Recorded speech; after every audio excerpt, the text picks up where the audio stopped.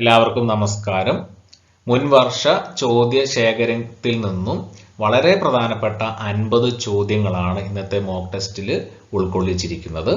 നിങ്ങൾ സാധാരണ ചെയ്യുന്നത് പോലെ ടെസ്റ്റ് അറ്റൻഡ് ചെയ്യുക. ഏതെങ്കിലും ആൻസർ അറിയില്ലെങ്കിൽ അപ്പോൾ തന്നെ പഠിച്ചു വെക്കാൻ ശ്രദ്ധിക്കുക. എന്നാൽ നമുക്ക് ക്ലാസ്സിലേക്ക് കടക്കാം. നമ്മുടെ മോക്ക് ടെസ്റ്റിലെ ഒന്നാമത്തെ ചോദ്യത്തിലേക്ക് കടക്കാം. കേരള വിദ്യാഭ്യാസ നിയമത്തിന് രൂപം നൽകിയ മന്ത്രി ആരാണ്?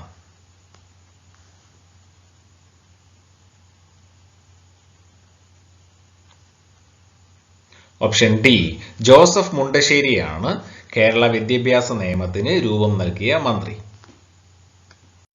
ചോദ്യം 2. എറണാകുളം ജില്ലയിലെ ഇടപ്പള്ളിയിൽ നിന്നാണ് NH-17 ആരംഭിക്കുന്നത്. അത് അവസാനിക്കുന്നത് എവിടെ?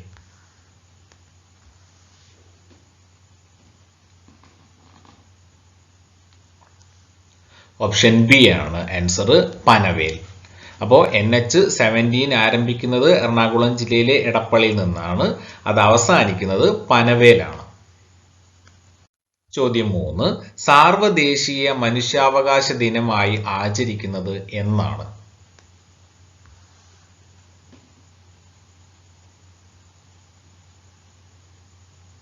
ഓപ്ഷൻ എ, ഡിസംബർ 10-നാണ് സാർവദേശീയ മനുഷ്യാവകാശ ദിനമായി ആചരിക്കുന്നത്. ചോദ്യം 4. കേരള കാളിദാസൻ എന്നറിയപ്പെടുന്ന വ്യക്തി?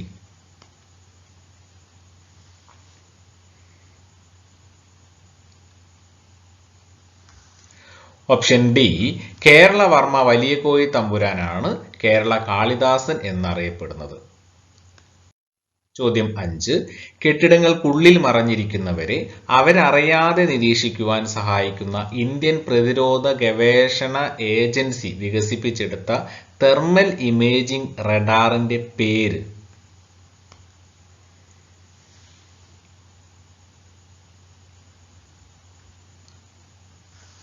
ഓപ്ഷൻ ബി ആണ് ഉത്തരം, ദിവ്യചക്ഷു എന്നാണ് ആ റഡാറിന്റെ പേര്. ചോദ്യം 6. ഇന്ത്യൻ രാഷ്ട്രപതിയായ ആദ്യ ശാസ്ത്രജ്ഞൻ?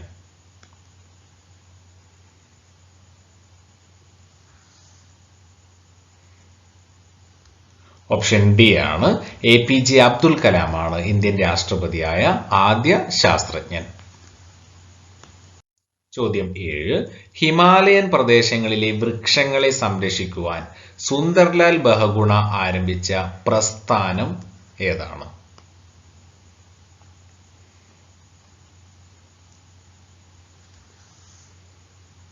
ഓപ്ഷൻ എ, ചിപ്കോ പ്രസ്ഥാനമാണ് സുന്ദർലാൽ ബഹുഗുണ ആരംഭിച്ച പ്രസ്ഥാനം.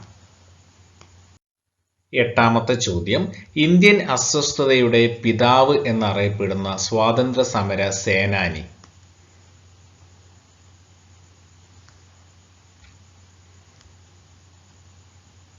ഓപ്ഷൻ ബി, ബാലഗംഗാധര തിലകനാണ് ഇന്ത്യൻ അസ്വസ്ഥതയുടെ പിതാവ് എന്നറിയപ്പെടുന്നത്. ചോദ്യം 9. സർക്കാർ ജോലികളിൽ തിരുവിതാംകൂറുകാർക്ക് മതിയായ പ്രാതിനിധ്യം ആവശ്യപ്പെട്ടുകൊണ്ട് നടന്ന സംഭവം ഏത്?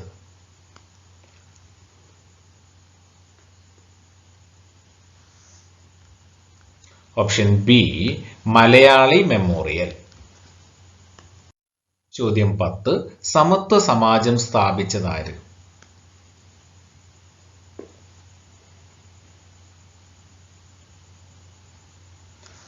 ഉത്തരം ഓപ്ഷൻ ഡി, വൈകുണ്ഠ സ്വാമികൾ. വൈകുണ്ഠ സ്വാമികളാണ് സമത്വ സമാജം സ്ഥാപിച്ചത്. ചോദ്യം 11.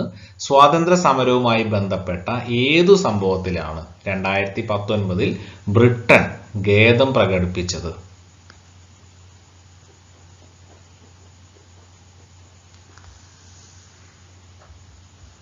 ഓപ്ഷൻ ബി, ജാലിയൻ വാലാബാഗ് കൂട്ടക്കൊല.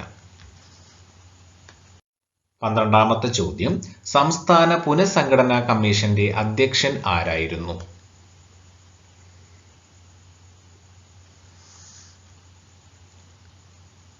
ഉത്തരം ഓപ്ഷൻ എ, ഫസൽ അലി ആയിരുന്നു സംസ്ഥാന പുനഃസംഘടനാ കമ്മീഷന്റെ അധ്യക്ഷൻ. ചോദ്യം 13. ഭൂമിയുടെ പിണ്ഡത്തിൽ ഏറ്റവും കൂടുതലുള്ള ഭാഗം?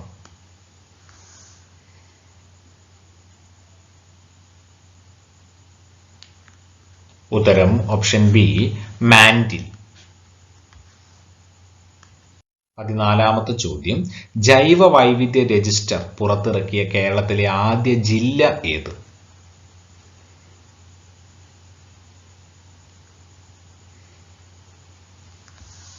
Option C, Wayanad. ജൈവ വൈവിധ്യ രജിസ്റ്റർ പുറത്തിറക്കിയ കേരളത്തിലെ ആദ്യ ജില്ലയാണ് വയനാട്. ചോദ്യം 15. ഇന്ത്യ സ്വന്തമായി വികസിപ്പിച്ച ഉപഗ്രഹാധിഷ്ഠിത ഗതി നിർണയ സംവിധാനം ഏത്?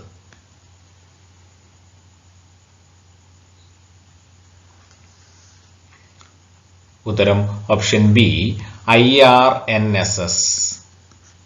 അപ്പോൾ ഇന്ത്യ സ്വന്തമായി വികസിപ്പിച്ച ഉപഗ്രഹാധിഷ്ഠിത ഗതി നിർണയ സംവിധാനമാണ് IRNSS. 16. ചോദ്യം. താഴെ നൽകിയവയിൽ പടിഞ്ഞാറൻ സമതലത്തിന്റെ ഭാഗമായി വരുന്ന പ്രദേശം ഏത്?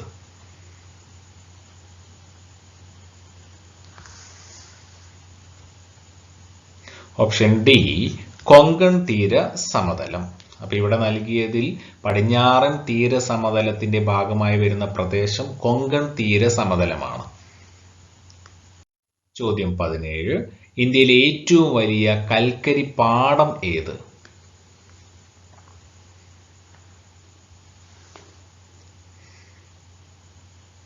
ഓപ്ഷൻ സി ആണ് ജാറിയ. അപ്പോൾ ജാറിയയാണ് ഇന്ത്യയിലെ ഏറ്റവും വലിയ കൽക്കരി പാടം. ജാറിയ കൽക്കരി പാടം സ്ഥിതി ചെയ്യുന്ന സംസ്ഥാനം ചോദിച്ചു കഴിഞ്ഞാൽ ജാർഖണ്ഡ് ആണ്. അതുപോലെ ഇന്ത്യയിലെ ഏറ്റവും കൂടുതൽ കൽക്കരി നിക്ഷേപമുള്ള സംസ്ഥാനം ചോദിച്ചാൽ അതും ജാർഖണ്ഡ് ആണ്. 18. ചോദ്യം.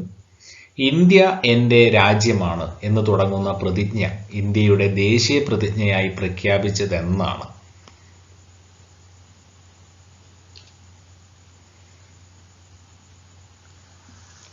ഓപ്ഷൻ സി ആണ് 1965 ജനുവരി 26. അപ്പോൾ നമ്മുടെ പ്രതിജ്ഞ, ഇന്ത്യ എൻ്റെ രാജ്യമാണ് എന്ന് തുടങ്ങുന്ന പ്രതിജ്ഞ ഇന്ത്യയുടെ ദേശീയ പ്രതിജ്ഞയായിട്ട് പ്രഖ്യാപിച്ചത് എന്നാണെന്ന് ചോദിച്ചാൽ 1965 ജനുവരി 26-നാണ്. 19. ചോദ്യം. കേരളത്തിലെ നവീന ശിലായുഗ കേന്ദ്രം?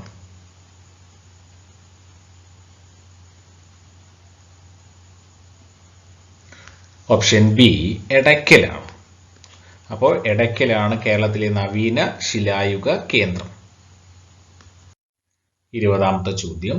GST എന്ന ചുരുക്കപ്പേരിൽ അറിയപ്പെടുന്ന ചരക്ക് സേവന നികുതി ഇന്ത്യയിൽ നടപ്പിലാക്കിയത് എന്നു മുതൽ?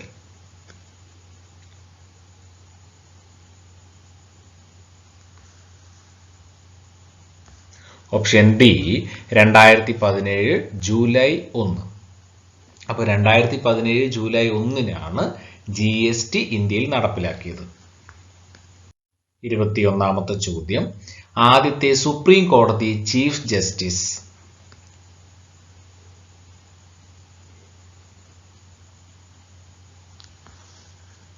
ഓപ്ഷൻ ബി, HJ കനിയ ആയിരുന്നു ആദ്യത്തെ സുപ്രീം കോടതി ചീഫ് ജസ്റ്റിസ്.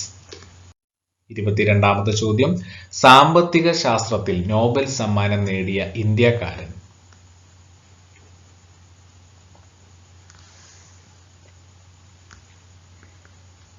ഓപ്ഷൻ എ, അമർത്യ സെൻ. സാമ്പത്തിക ശാസ്ത്രത്തിൽ നോബൽ സമ്മാനം നേടിയ ഇന്ത്യക്കാരനാണ് അമർത്യ സെൻ. 23. ചോദ്യം. ആസൂത്രണ കമ്മീഷന് പകരം നിലവിൽ വന്ന പ്രസ്ഥാനമാണ് നീതി ആയോഗ്. എന്നാൽ ഇത് നിലവിൽ വന്നത്?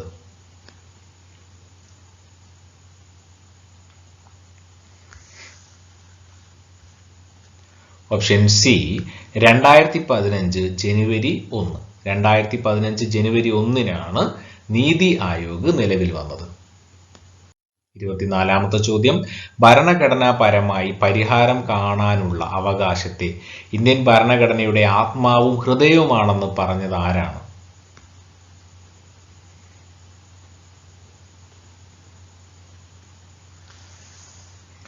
ഓപ്ഷൻ എ ആണ് correct answer, doctor BR Ambedkar.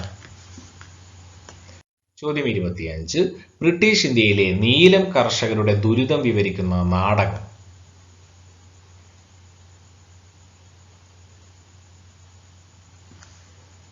Option D ആണ് ആൻസർ, നീലദർപ്പൺ. 26-ാമത്തെ ചോദ്യം. ഇന്ത്യൻ ദേശീയ പ്രസ്ഥാനത്തിന്റെ നഴ്സറി എന്നറിയപ്പെടുന്ന സംസ്ഥാനം.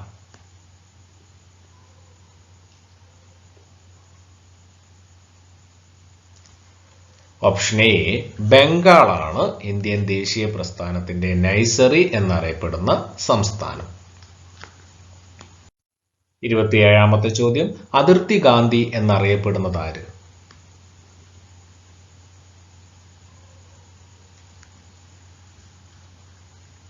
ഉത്തരം ഓപ്ഷൻ സി ആണ്, ഖാൻ അബ്ദുൽ ഗാഫർ ഖാൻ ആണ് അതിർത്തി ഗാന്ധി എന്നറിയപ്പെടുന്നത്. ചോദ്യം 28.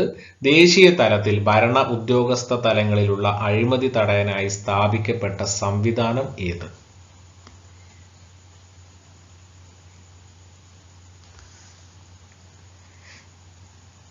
Option B Lokpal.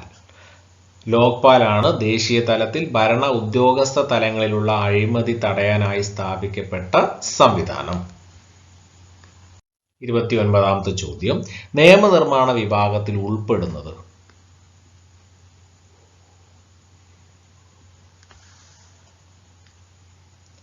ഉത്തരം ഓപ്ഷൻ ഡി ആണ്, ലോക്സഭ, രാജ്യസഭ, രാഷ്ട്രപതി. ചോദ്യം 30. പ്രധാനമന്ത്രിയാവാനുള്ള കുറഞ്ഞ പ്രായം എത്ര?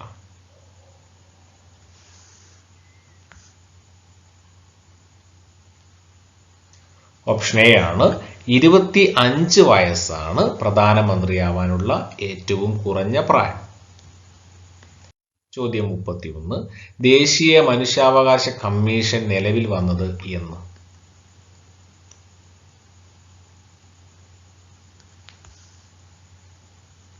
ഓപ്ഷൻ ബി 1993-ലാണ് ദേശീയ മനുഷ്യാവകാശ കമ്മീഷൻ നിലവിൽ വന്നത്. ചോദ്യം 32. ഭരണഘടനയുടെ 61-ാം ഭേദഗതി എന്തുമായി ബന്ധപ്പെട്ടതാണ്?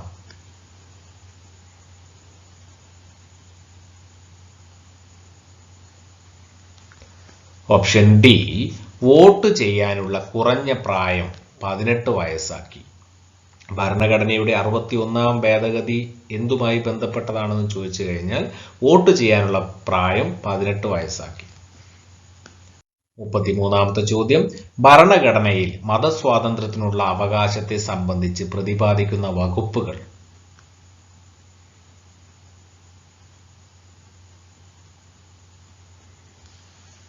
ഉത്തരം ഓപ്ഷൻ ഡി ആണ്, 25 മുതൽ 28 വരെ. 34-ാമത്തെ ചോദ്യം. കൺകറന്റ് ലിസ്റ്റിൽ ഉൾപ്പെടുന്ന വിഷയത്തിന് ഉദാഹരണം ഏത്?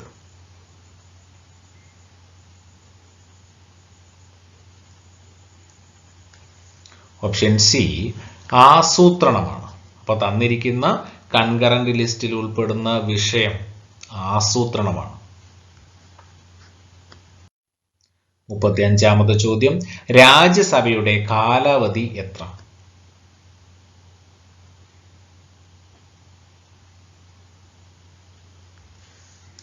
ഓപ്ഷൻ ഡി ആണ് ആൻസർ, സ്ഥിരം സഭയാണ്. അപ്പൊ രാജ്യസഭ എന്ന് പറയുന്നത് ഒരു സ്ഥിരം സഭയാണ്. 36-ാമത്തെ ചോദ്യം. മൗലിക അവകാശങ്ങളെ സംബന്ധിച്ച തെറ്റായ പ്രസ്താവന ഏത്?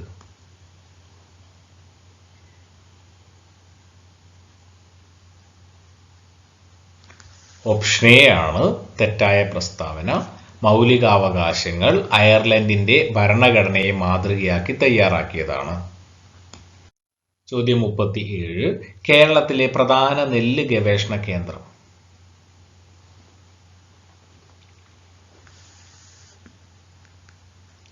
Option A പട്ടാമ്പിയാണ്.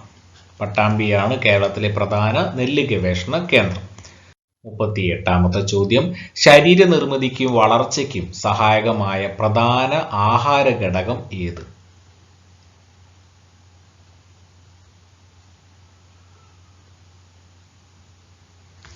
ഓപ്ഷൻ സി പ്രോട്ടീനാണ് ശരീര നിർമ്മിതിക്കും വളർച്ചയ്ക്കും സഹായകമായ പ്രധാന ആഹാര ഘടകം. 39ാമത്തെ ചോദ്യം.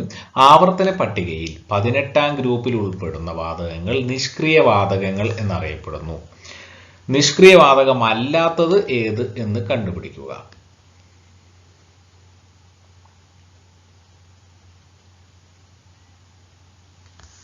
ഓപ്ഷൻ സി, ഹൈഡ്രജൻ ആണ് 18ാം ഗ്രൂപ്പിൽ ഉൾപ്പെടാത്ത വാതകം. 40ാമത്തെ ചോദ്യം. ഹൈഡ്രജൻ എന്ന മൂലകത്തിന്റെ ഏത് ഐസോട്ടോപ്പാണ് ആണവ നിലയങ്ങളിൽ ഉപയോഗിക്കുന്നത്?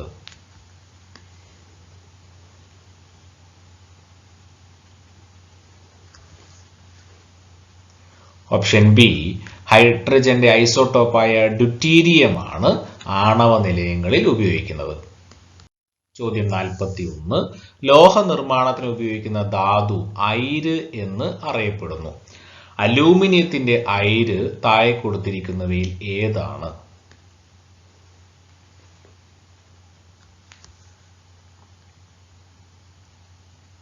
ഓപ്ഷൻ ഡി, ബോക്സൈറ്റ് ആണ് അലൂമിനിയത്തിന്റെ അയിര്.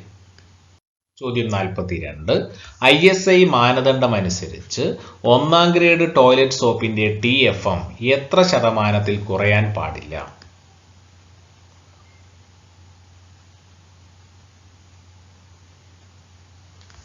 ഓപ്ഷൻ സി ആണ് answer, 76%.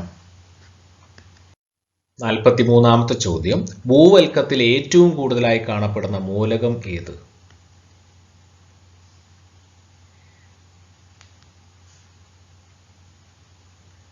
Option A, oxygen. Oxygen ആണ് ഭൂവൽക്കത്തിൽ ഏറ്റവും കൂടുതലായി കാണപ്പെടുന്ന മൂലകം. PSCയുടെ റിപ്പീറ്റഡ് ക്വസ്റ്റ്യൻ ആണിത്. ഇത് കൂടാതെ നമ്മൾ ഇതിനോട് ചേർത്ത് പഠിച്ചു വെക്കേണ്ട രണ്ട് കാര്യങ്ങളാണ്. ഒന്ന്, അന്തരീക്ഷത്തിൽ ഏറ്റവും കൂടുതലായി കാണപ്പെടുന്ന മൂലകം ഏതാണ്? അതുപോലെ പ്രപഞ്ചത്തിൽ ഏറ്റവും കൂടുതലായി കാണപ്പെടുന്ന മൂലകം ഏതാണ്? ചോദ്യം 44. ഒരു ഡാമിൽ കെട്ടി നിർത്തിയിരിക്കുന്ന ജലം പെൻസ്റ്റോക്ക് കുഴലിലൂടെ താഴോട്ട് ഒഴുക്കുമ്പോൾ ഉള്ള ഊർജ രൂപം ഏത്?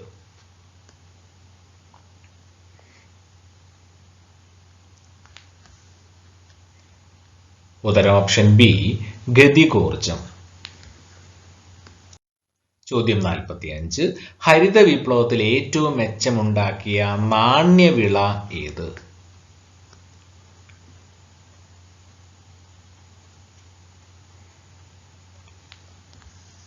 ഓപ്ഷൻ ബി, കരിമ്പാണ് ഹരിത വിപ്ലവത്തിൽ ഏറ്റവും മെച്ചമുണ്ടാക്കിയ നാണ്യവിള.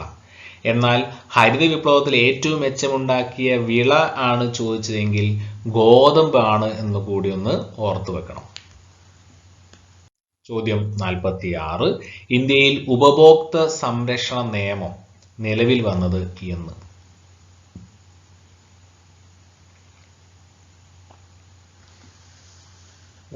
ഉത്തരം ഓപ്ഷൻ എ, 1986-ലാണ്. 47ാമത്തെ ചോദ്യം. ഗ്രാമീണ കാർഷിക വികസനത്തിനായി പ്രവർത്തിക്കുന്ന ഇന്ത്യയിലെ ഏറ്റവും ഉയർന്ന ബാങ്ക് ഏത്?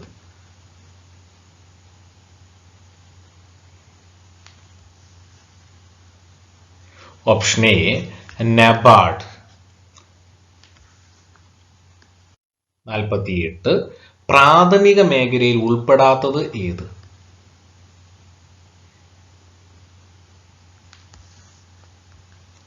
ഓപ്ഷൻ സി, ബാങ്കിംഗ് ആണ് പ്രാഥമിക മേഖലയിൽ ഉൾപ്പെടാത്തത്. ചോദ്യം 49. സംസ്ഥാന ആരോഗ്യ വകുപ്പ് നടപ്പിലാക്കുന്ന അശ്വമേധം പദ്ധതി ഏത് രോഗവുമായി ബന്ധപ്പെട്ടതാണ്?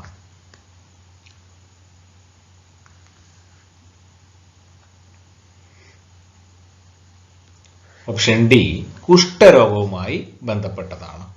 ഈ വീഡിയോയുടെ തൊട്ട് മുൻപ് നമ്മൾ അപ്ലോഡ് ചെയ്ത വീഡിയോ കേരളത്തിലെ ആരോഗ്യക്ഷേമ പദ്ധതികളുമായി ബന്ധപ്പെട്ട 20 പ്രധാനപ്പെട്ട ചോദ്യങ്ങൾ ഉൾക്കൊള്ളിച്ചതാണ്. അതിന്റെ ലിങ്ക് ഞാൻ ഡിസ്ക്രിപ്ഷൻ ബോക്സിലും കമന്റ് ബോക്സിലും ഒക്കെ കൊടുക്കാം. വളരെ പ്രധാനപ്പെട്ട 20 ചോദ്യങ്ങളാണ് അതിൽ ഉൾക്കൊള്ളിച്ചിട്ടുള്ളത്. അതിൽ അശ്വമേധം പദ്ധതിയെ കുറിച്ചൊക്കെ പറയുന്നുണ്ട്. 50-ാമത്തെ ചോദ്യം, ഓർമ്മകളുടെ ഭ്രമണപഥം എന്നത് ആരുടെ ആത്മകഥയാണ്?